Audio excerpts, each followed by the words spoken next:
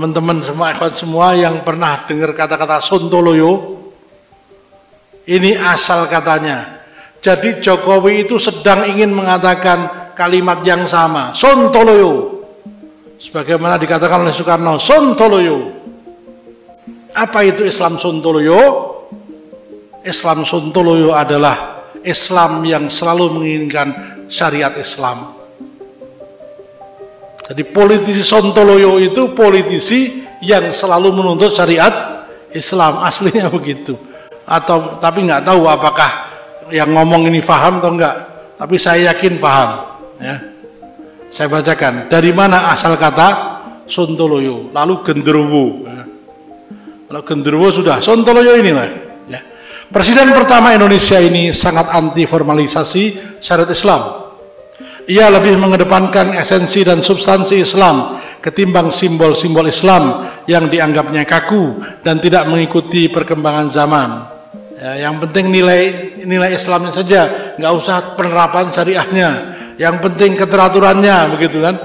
Karena itu ia menolak kecenderungan formalisasi syariat Islam dalam tatanan undang-undang. Ia bahkan menyebut masyarakat yang lebih mengedepankan penerapan syariat Islam secara formal dalam kehidupan berbangsa dan bernegara dengan sebutan masyarakat onta atau Islam Sontoloyo. Nah, paham sekarang?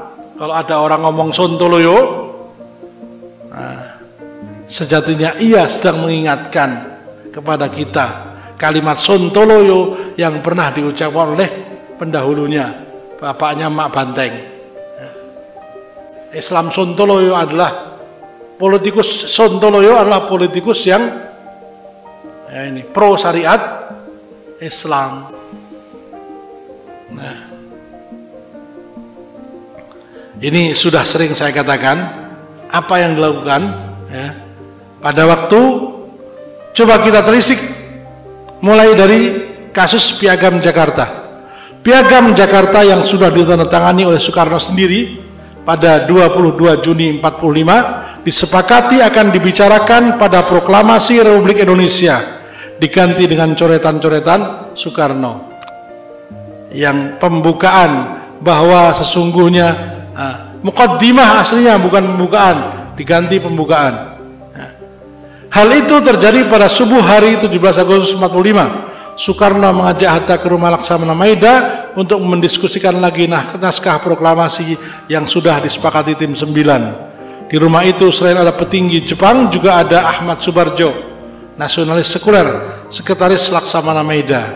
Dan akhirnya dalam sejarah tercatat Soekarno membacakan proklamasi dengan coretan-coretannya sendiri pada pukul 10.00 17 Agustus 45. Tidak ada dalam perundingan dalam rumah Maida itu tokoh nasionalis Islam. Jadi tim 9 itu dilupakan sudah. Yang berbulan-bulan rapat itu bikin Piagam Jakarta, Piagam Jakartanya nggak dibaca, yang dibaca tulisan Soekarno. Proklamasi kami bangsa Indonesia dengan ini menyatakan kemerdekaannya, hal-hal yang mengenai dan seterusnya.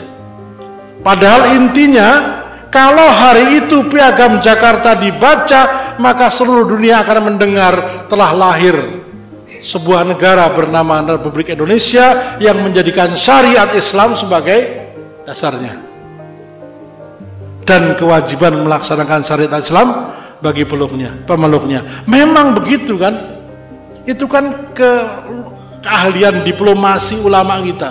Memang syariat Islam wajib dilaksanakan orang bukan Islam. Orang kafir wajib melaksanakan syariat Islam enggak? Enggak kan? Asalkan bayar jizyah. Jadi ini luar biasa sebetulnya. Tapi ya rupanya diplomasi ini kalah dengan apa? Pengkhianatan. Janji yang diingkari.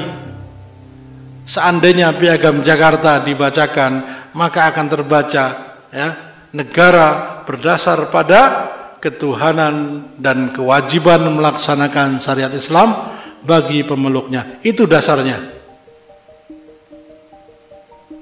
Tapi keculasan itu dilakukan demi tidak terwujudnya syariat Islam. Jadi dari sini jelas siapakah munafik itu, betapa menyembunyikan ini menjadikan banyak orang tersesat, mengidolakannya, menjadikannya sebagai teladan, padahal permusuhannya terhadap Islam sangat-sangat nyata.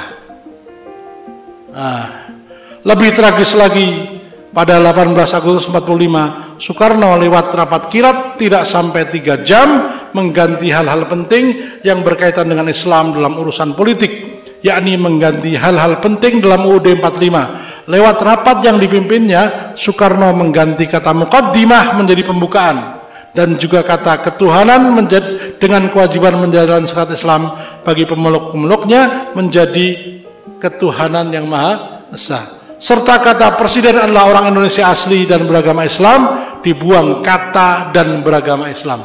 Ya. Jadi itu langkah awal sudah. Sekarang setelah itu disempurnakan. Ya. Tidak ada istilah kafir dalam undang-undang. Memang tidak ada. Ya. Tapi tujuannya apa? Agar umat Islam itu bisa menerima, gitu. Dipimpin oleh orang kafir karena ia sama-sama warga negara, itu maksudnya. Karena tragedi itu, maka setelah pemilu 1955, tokoh-tokoh Islam bersatu menuntut pengembalian Piagam Jakarta atau Islam sebagai dasar negara. Karena kemerdekaan Indonesia diperoleh dengan darah dan keringat mayoritas rakyat yang beragama Islam, maka diadakanlah penyusunan UUD kembali oleh Majelis Konstituante 1957-1959.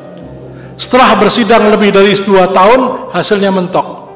Faksi nasionalis Islam dengan faksi nasionalis sekuler tidak ada yang menang mutlak. Soekarno akhirnya membuarkan Konstituante ini.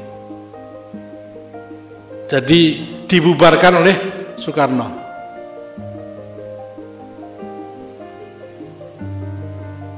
Saya lanjutkan saja. Ini sebagai penutup dari ordenya Soekarno. Buya Hamka menulis tentang Soekarno sebagai berikut. Akhirnya datanglah klimak dari Nasakom ini, yaitu peristiwa Lubang Buaya. Jadi kesaksian Buya Hamka, Soekarno adalah tokoh sentral dari pemberontakan G30S PKI. Ini kesaksian dari Buya Hamka. Inilah akibat dari penyelewengan Pancasila atau munafik Pancasila itu, yang dipidatokan buat dikhianati atau di dalam jiwa sendiri tidak ada, sebab itu menjadi kosong di tengah udara bebas. Tapi Tuhan Allah tidaklah mengizinkan kemunafikan itu berlanjut, sehingga lanjutan dari peristiwa Lubang Buaya ialah terbukanya mata rakyat Malang yang selama ini hanya dibuat dinina-bobokkan dengan janji-janji dari mereka yang berkuasa, yang sekali-kali tidak sanggup mereka memenuhinya. Ini kesaksian Buya Hamka terhadap pemerintahan Soekarno. ABRI dan rakyat jelata semuanya bersatu menghadapi orde lama yang munafik dan bobrok ini, dan setiap yang berhutang mesti membayarnya. Hamka dari Hati ke Hati, halaman 265.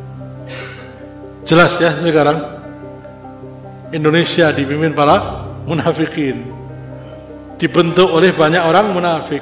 Maka perjuangan hari ini, kemarin dan sebelumnya itu hampir sama, selalu tidak lepas dari tubuh-tubuh munafik yang disusupkan.